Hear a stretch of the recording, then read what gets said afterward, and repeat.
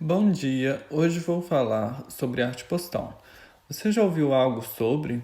Como o nome já diz, tem a ver com postar, mas não com postar de fotos e vídeos na internet, mas o postar no correio, pois estamos falando de uma arte que veio muito antes da internet e usava o correio como modo de troca entre artistas. A arte postal, assim como grande parte da arte contemporânea, principalmente entre a década de 60 e 70, buscava discutir o valor e o lugar da arte.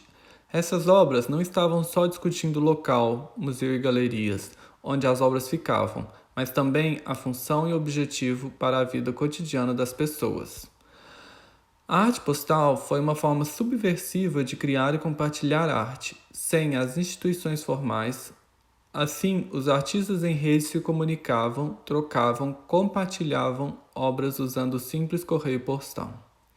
A arte postal era muito ligada à situação política da época, muitas vezes usadas para protesto e denúncias, pois era difícil rastrear e destruir, sendo postada e enviada de qualquer agência a qualquer endereço sem percurso exato ou pré-estabelecido. Para os artistas desse movimento, a arte postal só faz sentido enquanto viaja, perdendo a essência e a razão se for colocada em um museu e ficasse parado. A meio arte, assim como outras correntes artísticas, recusa o status mercadológico, a arte como valor de mercado, questiona o sistema de legitimação da arte, instituições, museus, galerias não são a única voz e valoriza a participação do público e a desmaterialização do objeto artístico, criando uma interação ativa de troca e ressignificação do objeto artístico. Em 1968, Ray Johnson fundou a New York Correspondence School, que estabelecia uma rede de artistas que usavam o correio como meio de produção e distribuição de arte. Nessa época, as instituições formais de arte ainda não reconheciam essas produções como arte, sendo das mais diversas formas e feitios, a arte postal só precisava estar em trânsito para ser considerada. A arte postal pode misturar fotografia, xerox, offset, desenho, gravura, escrita, impressões em carimbas, tudo. Para discutir um tema, pode ser um objeto ou um livro de artista. Muitas vezes ela era frágil e desgastava no transporte, e os museus e galerias estavam interessados nos objetos mais tradicionais e fáceis de conservar, com valor reconhecido, e só muito tempo depois dessa articulação que o sistema aceitou. Arte postal, assim como arte conceitual, arte povera, land art, entre outras, foram consideradas vanguardistas na época por questionar as convenções impostas pelas instituições. Os artistas não queriam sua arte presa em um cubo branco. A arte tinha vida, espaço, trajeto e estava no dia a dia, no contexto atual.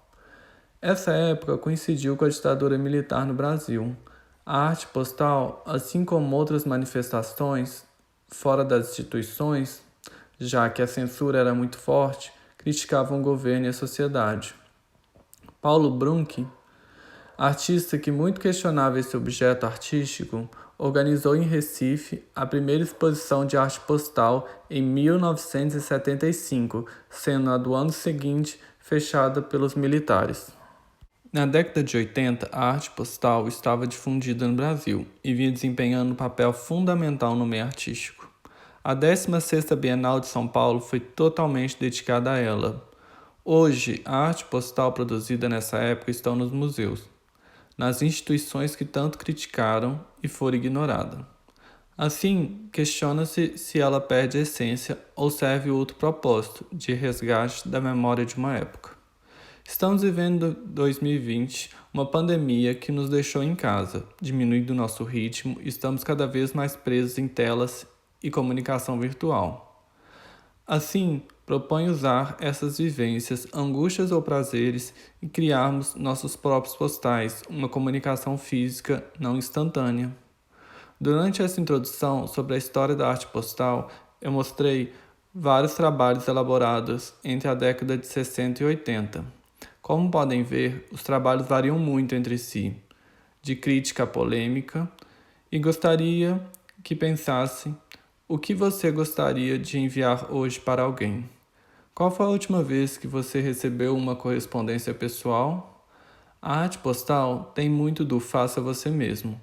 É uma arte doméstica por excelência, de fácil produção, armazenamento e apreciação, ao alcance de qualquer um.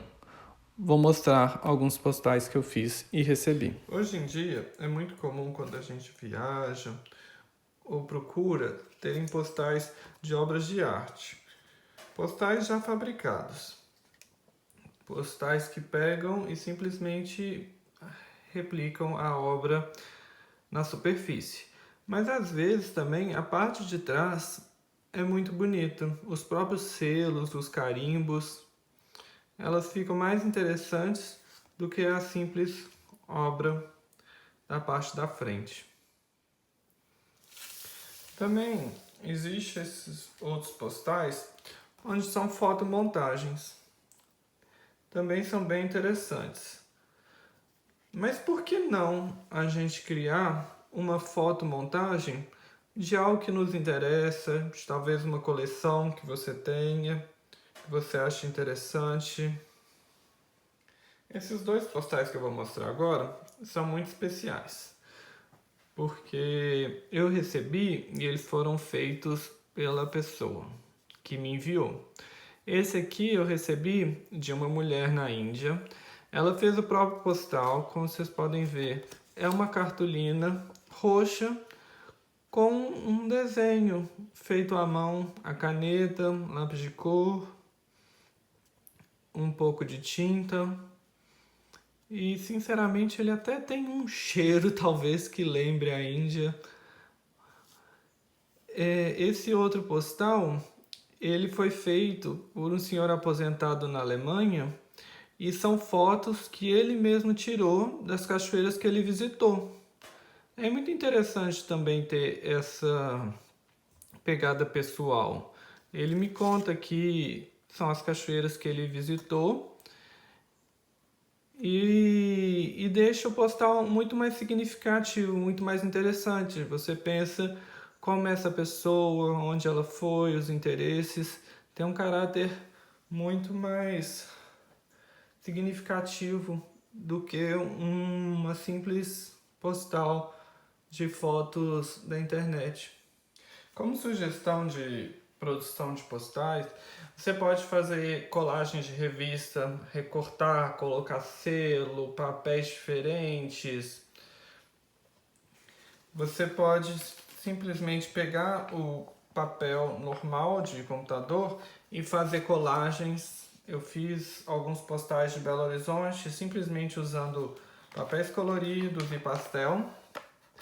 Depois você pode tirar uma foto e organizar no próprio computador para ficar em quadrantes e depois você imprime